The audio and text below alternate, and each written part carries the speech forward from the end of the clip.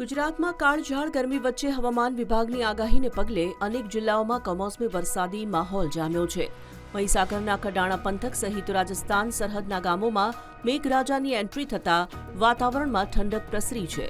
ખાસ કરીને દાહોદના ફતેપુરા, ઝાલોદ અને લીંબડી પંથકમાં ભારે પવન અને ધૂળની ડમરીઓ સાથે ધોધમાર વરસાદ પડતા રસ્તાઓ પર પાણી ભરાયા હતા, જેના કારણે વીજ પુરવઠો પણ ખોરવાયો હતો. બીજી તરફ અરવલ્લીના મેઘરજ, મોડાસા અને યાત્રાધામ શામળાજીમાં ગાજવીજ સાથે માવઠું થતાં યાત્રિકો અને સ્થાનિકોને ઉકળાટથી રાહત મળી છે. સુરેન્દ્રનગરના સાયલા અને કચ્છના ભચાઉ પંથકમાં પણ અચાનક વાતાવરણ પલટાતા છૂટો છવાયો વરસાદ નોંધાયો છે. જોકે આ કમોસમી વરસાદને કારણે બાગાયતી અને ઉનાળુ પાકને મોટા પાયે નુકસાનની ભીતિ સેવાઈ રહી છે, જેને પગલે જગતનો તાત ચિંતામાં મુકાયો છે. એક તરફ અસહ્ય ગરમીથી રાહત તો બીજી તરફ ખેડૂતો માટે આ માવઠું આફત બનીને આવ્યું છે.